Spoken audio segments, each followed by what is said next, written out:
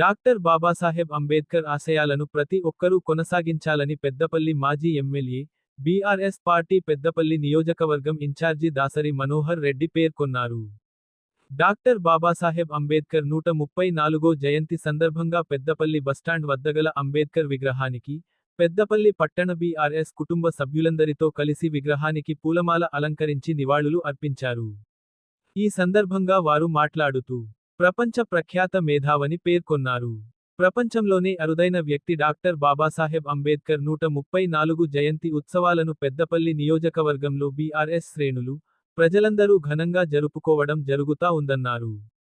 భారతదేశమే గర్వించదగ్గ మహనీయుడు, మాననీయుడు డాక్టర్ బాబాసాహెబ్ అంబేద్కర్ని పేర్కొన్నారు. డాక్టర్ బాబాసాహెబ్ అంబేద్కర్ ఆలోచన ఫలితంగానే ఈ రాజ్యాంగం ఏర్పడి, ప్రజలందరూ సమానత్వం, సౌభ్రాతృత్వంతో కలిసి జీవిస్తున్నారన్నారు. అంత గొప్ప మహనీయుని ఆశయాలను మనం తప్పకుండా కొనసాగించుకోవాలని, ఆయన ఆశయాలకు అనుగుణంగా సమాజంలో ప్రతి వ్యక్తి కృషి చేయాల్సిన అవసరం ఉందని పేర్కొన్నారు.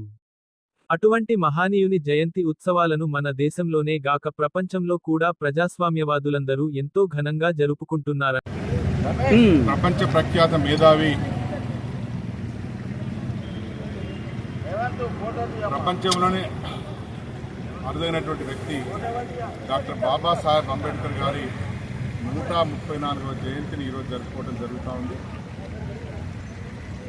భారతదేశం ప్రపంచానికి అందినటువంటి ఒక మహనీయుడు, మాననీయుడు బాబాసాహెబ్ అంబేద్కర్ గారి ఆలోచన ఫలితంగానే ఈ రాజ్యాంగం ఏర్పడి ఈరోజు ప్రజలందరూ కూడా సమానత్వం, సౌభాతృతతో మన ప్రజలందరూ జీవించడం జరుగుతూ ఉంది. అంతటి గొప్ప మహనీయుని ఆశయాలను తప్పకుండా మనం కొనసాగించుకోవాలి. ఆయన ఆశయాలకు అనుగుణంగా ఇవాళ సమాజంలో ప్రతి వ్యక్తి కృషి చేయాల్సిన అవసరం ఉంటుంది. అప్పుడే ఆయన జయంతిని మనం అందరం సంతోషంగా జరుపుకోవడానికి ఒక ప్రతీక. మరి అటువంటి మహనీయుని యొక్క జయంతిని ఈరోజు యావత్ దేశం అంతటా కూడా జరుపుకోవడం జరుగుతూ ఉంది.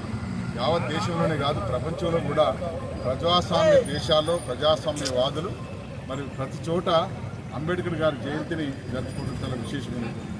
అందుకే ఈరోజు మరొకసారి ఈ అంబేద్కర్ గారి జయంతి సందర్భంగా ప్రజలందరికీ, అంబేద్కర్ వాదులందరికీ, నాయకులందరికీ, పెద్దపల్లి నియోజకవర్గ ప్రజలందరికీ పేరు పేరున శుభాకాంక్షలు తెలియజేస్తూ ఆ మహనీయుని యొక్క ఆశయాలను కొనసాగిద్దామని చెప్పి మనం అందరం మరొకసారి ప్రతిజ్ఞ చేయాల్సిన అవసరం ఉంటుంది.